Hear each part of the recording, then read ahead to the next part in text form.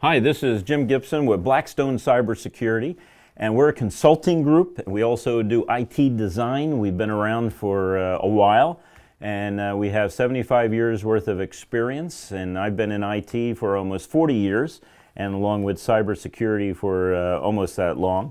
Of course, back then they didn't call it cybersecurity. They called it communication security, and I went to school for crypto. Anyway, there's another video about my certifications. But as a company, we're here to help you. So check us out. So I want to talk today about two-factor authentication. So what is two-factor authentication? Well, one factor is password. Two-factor is not only password, but something else. And it has to be one of three things. Okay, to have two-factor authentication, you have to have two of three.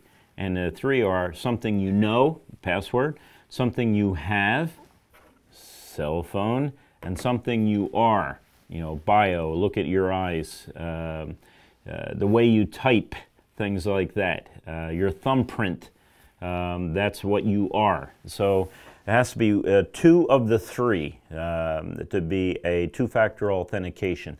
And let me tell you how that works. So let's say you got your password down, you're using a password manager. It's complex password, it's 16 digits or more. And you're all happy with that and everything else. A lot of websites allow you to have what's called a two-factor authentication, and you should take advantage of that.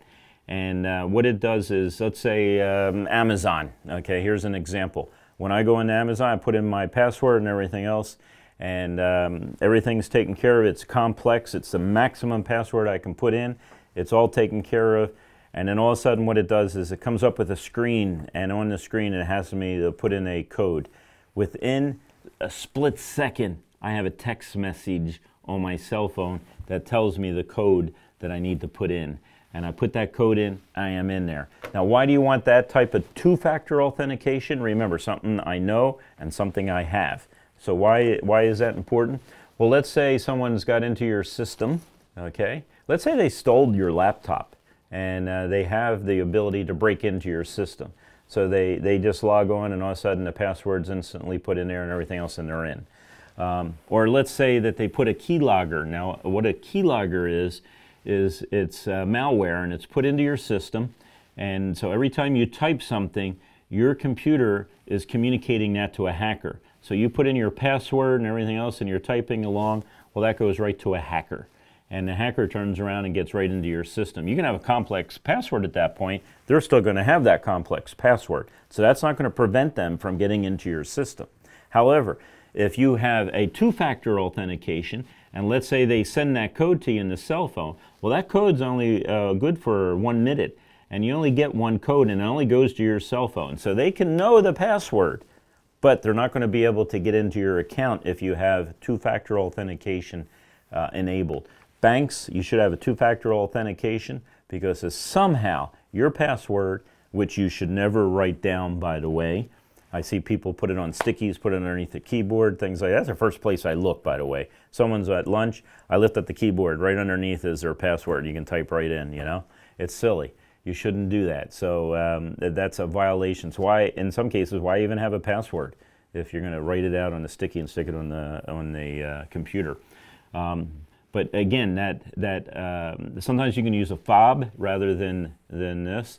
Where like RSA, the company RSA has little fobs and has little 6-digit codes in there. I think it's 6-digit. And every 30 seconds or every minute that code changes.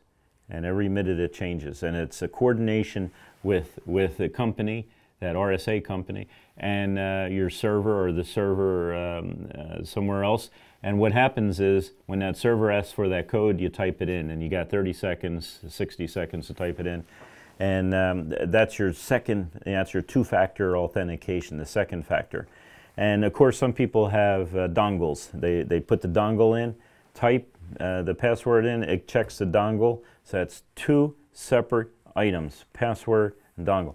Now, some people have this confused, and I hope you don't. They think that, well, if I put in a password and then a PIN, that's two-factor authentication. No, it's not. That's one-factor authentication. That's two things you know.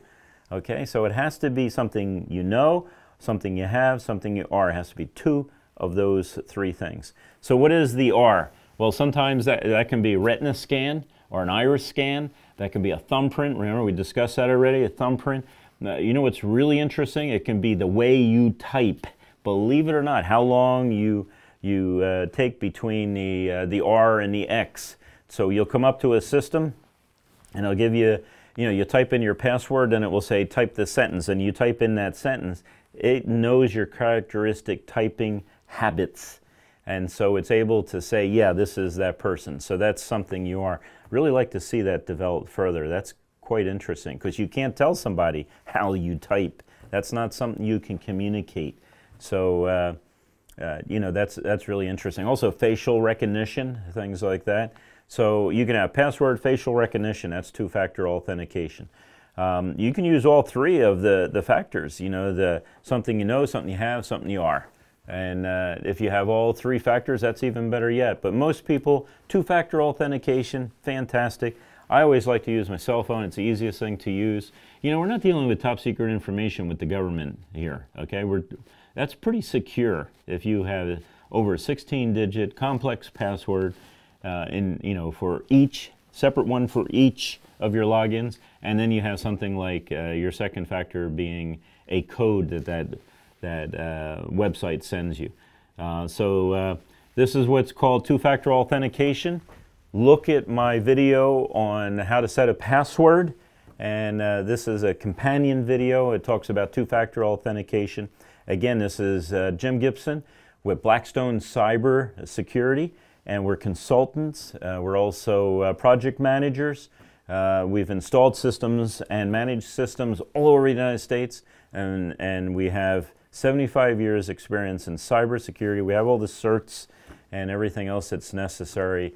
We can help you with policies, procedures, things like that, but I don't want to take any longer on this video. We do have a video that gives you a detail about everything that we have in all our certifications and why you should hire us to help you with your IT projects and help you with your cybersecurity projects. Hope you have a great day. Thank you for watching my video. Hi, this is Jim with CableSupply.com. Hi, this is Jim from CableSupply.com. Hi, this is Jim with CableSupply.com, and today I'm going to show you how to cut a hole in the drywall. This is David signing out. You stay classy, Internet.